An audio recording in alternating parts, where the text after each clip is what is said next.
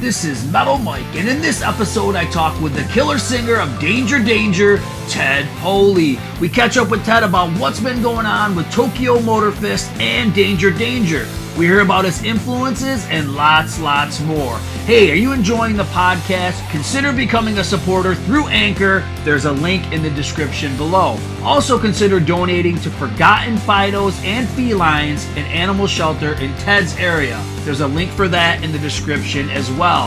And consider donating to your local animal shelter. Also, remember to go over to YouTube and check out me and my buds doing a fun cover of Looks That Kill by The Crew. Hey, had a blast talking with Ted. I know he'll get you laughing. Check it out. All right, well, Ted, welcome to the 80's Glam Metalcast, man. How are you? Awesome, man. Thank you so much for having me, and hello to everybody. Cool, man, cool. So you've been out doing some shows with Tokyo Motor Fist. I know you guys been opening for Ace Frehley. How's it been going out there? Oh, that was so much fun. Ace is, of course, one of my heroes, and I got him to sign my doll from 1978. Like you know. So that was pretty cool. No, that was a blast. We've been kicking ass with Tokyo Motor Fist. It's just been a real surprise, sort of coming in at the finish line. We did an album a few years ago, to be honest, for the money, and it was a great album, and it charted, and it did so well. We toured the world with it, and then came out with a second album. We love it. It's probably one of my favorite things ever. It's taken off, and it's really cool to have something that's new, be accepted like that. It's a lot of fun. These guys are great, and if you've ever seen the band live, they're amazing. A lot of fun. Steve Brown is amazing. We have Jordan Canada on drums now. Of course, Greg Smith from Ted Nugent Band. Just amazing lineup. Yeah, man. All the music you guys have put out sounds great. How did this pairing with you and Steve Brown come together? Because it's obviously a really good pairing. Did you guys know each other from like back in the day, or what? Thank you. You know what's funny? When I first got famous back in, like the 1950s, Steve Brown and those guys, we were from New Jersey together. I grew up in Paramus, New Jersey, where those guys are home based. Okay. And when I first got a deal, and then I think Naughty Naughty was on MTV, and then Bang Bang and all this stuff, these unsigned, really cute little kids would sit on the floor of my little apartment in Hackensack, New Jersey, and I'd hold court, and it would be Steve Brown and Pace and everybody, and they'd be like, "Oh man, what's it like to be famous?" And I'd be like, I don't know. I still got that new fame smell. I don't know. But it was great. And then, of course, they took off, and it's just been a lot of fun because I've literally known them, I don't know, I want to say 30 years. And working with Steve has been amazing. He's one of the most, talented guys in the world. He actually subs in Danger Danger. So sometimes I'm his boss, and sometimes he's mine. Tokyo Motor Fist.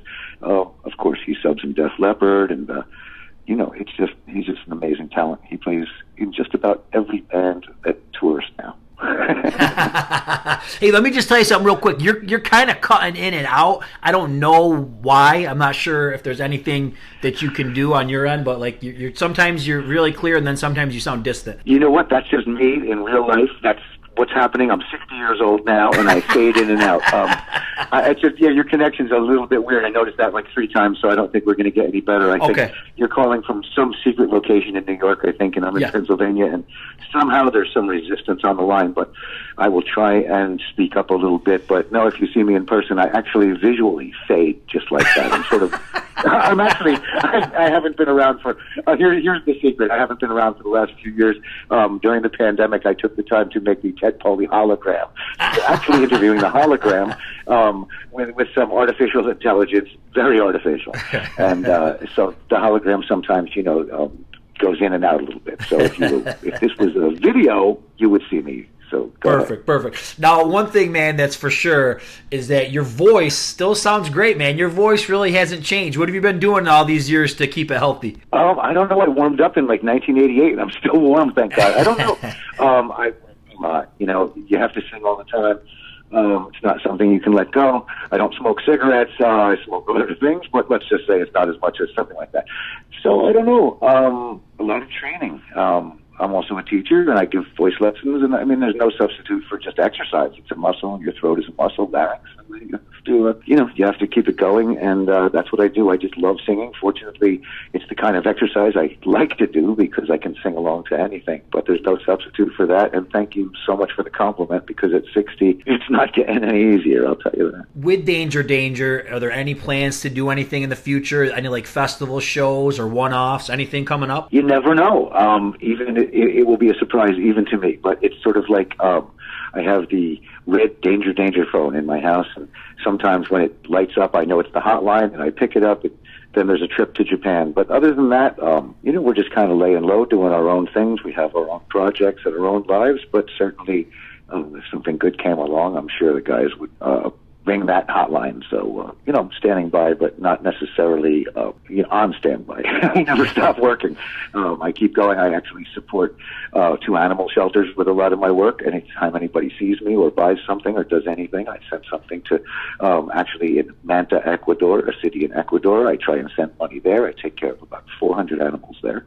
And also a shelter called Forgotten Felines and Fidos in Pennsylvania. So while we're talking about this, please, everybody who can hear my holographic voice, please support your local no-kill animal shelters. That's kind of my thing, and I appreciate that, and I have some of the best fans in the world. So thanks for that. I know a lot of you have pets out there, and I've got plenty of cats right here. I'm all full up, so thank you for your support, and anything you support with me, I try and send a little bit to them always.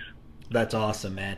If you go back to the debut, man, being on MTV, touring, everything that happened, you got to have fond memories when you go back to that 1989 debut. Yeah, nothing we can actually discuss here. But yeah, there are some memories. Yep. I guess you'll have to wait for the book. But it was a time, I thank everybody. I'm still living the dream, and I still thank everybody for letting me do that. There's been some people that I've known for the whole crazy trip, 30 years, you're still hanging in there, so thank you. And picking up more people all the time. I see the young kids at the shows. It's a lot of fun, actually. I love it when, mom and dad come out, but when their kids come out, it's a lot of fun now, a whole new generation. I've picked up some kids through the Sonic the Hedgehog stuff I've done. I've done, several video games, and it's fun. They all generations come out and then they enjoy Uncle Ted. So that's been a kind of a breath of fresh air. I'm singing and the little kids are enjoying it. And they certainly haven't, they weren't even conjured up. I'd like to think they were conjured up to one of my ballads. And man, I think Naughty Naughty and Bang Bang are 2 of the coolest tunes, 2 of the catchiest tunes to come out of the 80s, man. And those are songs that you still play probably every time you play out, right? Yeah, they're sort of necessary, and as long as I do those, people give me permission to do other things that are a little bit newer. I've got about 30 albums out there. There's enough material where I could do my own sort of Woodstock. I could do a 3-day event and just be in several different bands. However, yeah, I still go back to what people originally fell in love with. And more than those songs, it's sort of fun. I like to do some deep cuts as well. Some album tracks that Danger fans might say, "Ooh, that's pretty cool." Stuff that Danger Danger doesn't even play live that I like to do. And then, of course, some stuff for my solo albums and all sorts of things. I like to rip up a cover or two. And nowadays, I'll pull out a guitar at the end and just play a cover or something else. But it's a lot of fun. So, yeah, of course, I don't forget about what got me here, but then there's a lot of new stuff and a lot of great things to come see if you see me live. I've got an awesome new solo band, and along with Tokyo Motor Fist, and hopefully some more Danger Danger stuff. And so come on out. There's plenty of opportunities to see me. You just never know, what suit I'll be wearing. When you think back to 1989, I mean, you guys did very well that year. Do you think that overall that year was maybe oversaturated? Because, I mean, you've got you guys, your debut, Warrant, Skid Row, Vane, Pretty Boy Floyd. I mean, I could talk for an hour of every band that put out an album. What'd you think? Was there too much in the market that year? Never too much. I wish everybody was doing it now. No, it was great. We came out sort of at the end. It was like about a quarter to grunge when we came out. We had about 15 minutes left, and we never got to the ballad, which sort of separates us from the Firehouses and the Warrants. Mm-hmm. People don't realize that, those guys are, platinum, and, I pretty much mow their lawns. Because which was the ballads and stuff. I Still Think About You. I think never really came out. The record companies decided it was time to put on some flannel and grow goatees. You know, they tossed us out like old bathwater right when it came time for the fabulous gifts and prizes. So it was great, but we really didn't have as long of a run, you know, as people think. And we did a lot of touring, so we had a lot of exposure. We're at the top of MTV, so, you know, like, again, a lot of exposure. I'm partially exposed right now, as a matter of fact. Darn, a lot of people would like to see that video. You, Mike. But really, you know, had we been in about a year earlier, it would have been just, it's still even more fabulous than it is right now. But no complaints, and certainly it's still, like I say, thanks to everybody. I still get to live my dream and sing those songs and put on some tight pants and run around, and it's a stress test every night. every day when I wake up after a show, I say to myself, well, thank you all. That saves a trip to the doctor. Now, like I said, I think you got a great voice. I think your voice is perfect for this kind of music. Now, I've seen other interviews where you said you started as a drummer and then you kind of jumped into the singer role for Danger Danger. Who are your singing influences? You know what? I never really tried to sing like anybody, but some of my heroes are, I loved Patti Smythe from Scandal. Okay. I thought she was one of the greatest. I loved her. And of course, you know, Steve Perry and, you know, Lou Graham, and, you know, the list goes on. I a lot of great singers. Steve Walsh from Kansas. I used to listen to a lot of Yes, you know, things like that. But I don't know. It's whatever comes out. Comes out, regardless of who I like. I mean, I loved, you know, Dio, and I loved, you know, things like that too, and Ozzy. But it doesn't come out like that either. So I grew up sort of loving everything, from Frampton to Deep Purple to Ozzy to Heart to Kiss. Aerosmith, yes. I mean, I'm looking around my walls right now, and they're covered in autographed albums of Rush, you know, just Led Zeppelin. I'm looking around Black Sabbath, and I don't sound like most of them, but I'm certainly influenced by a lot of it. Music truly was my life. I actually started out on piano when I was about 4 years old, so my feet still dangling off the bench. That I played classical. Well, I was forced to play classical music, so I wasn't very thrilled with it, but I was exposed very early to music, and finally found my way through the drums, and then finally here we are. I'm just actually studying guitar now, so nice. I like to play a little bit of everything. Yeah, it's a lot of fun. Actually, that's my new love. It's rekindled, actually, my passion. I stay up all night. I play guitar. I love to play covers, and I buy and sell vintage guitars. I'm just having a blast with it. So, yeah, it's just so much fun. So at the end of the set now, I get to come out. I'll pick up a guitar and just blast something. I'll tell you, I never realized how expensive it was to be a guitar player, though. All the equipment. You know, it's not just the amplifiers and the guitars. It's the washers and the dryers. Every time I leave the picks in my pocket, and they get into the machines and they break the machines. So that's sort of new. You know, but yeah, so it's sort of expensive being a new guitar player, but I have to just learn to take the picks out of my pockets before I wash my clothes. And that's the secret to being an awesome guitar player with working equipment. When you get to the Screw It album, I mean, what are your thoughts about this era? Because obviously we talked about, like, if we had a magical dial and we could put the debut out in 88 or something like that, you know, maybe if this album came out in 90, probably be a lot different of a trajectory. But was this just poorly timed, or what was going on at the label at this point? Oh my God, you keep dragging me back to the past. I'm trying to live in the now. I'm the hologram. Remember that the building long ago. Okay, screw it up. What was the question on that? I'd like to remember what was going on back then, but everybody who was paying attention probably knows more about it than me. I was busy doing it and making sure that I didn't remember a whole lot of it. That was kind of the point at the time, but I never knew I'd have to talk about it 30 years later. Surprise. Well, I mean, what did you think? I mean, were you aware of kind of the climate while you were making the album? You know, what was going on with grunge and everything like that? With Screw It, yeah. I mean, Cockroach was sort of at the end. That was closer to grunge. Screw It. Actually, the climate was beautiful. We literally beautiful, because we recorded it in Miami, I believe. So Florida is a beautiful climate, and there you go. But as far as the climate, you know, just taking that one literally. Now, later on was Cockroach, which was a really cool album. I mean, the best Danger Danger album is Revolve. I thought that was the coolest album ever. If anybody just wants to put on a really cool, not so dated sounding Danger Danger album, I think that's really the coolest one of all. But Revolve was newer. Revolve was newer. Now it's like, 2009. I mean, it's a new one. That was like a million years ago. But really, you know what? That was a great record. I actually accidentally put that on the other day. It came on. I was trying to find one of my songs on YouTube, and something came on. I think it was Fugitive or something. And I thought, wow, what a cool song. And I listened to some of that record. Really good. That's a really good album. One more thing about the Cockroach, because I didn't really understand what was going on at that point. Sometime one of my friends sent me, he was like, oh, you got to hear this. There's a Ted Poley version. There's a Paul Lane version. What do you think of the Paul Lane version of it? I don't even know what that is. The phone's breaking up again. I don't know what you're saying. Oh, okay. So like how Cockroach has two versions. There's one with you, and there's one with No, Paul Lane. I heard you. No, you're not getting it. Oh, okay. So I'm breaking. I got you. You can't hear me. We're breaking up. I got you. So let me ask you about Kiss, man. You're a big Kiss fan.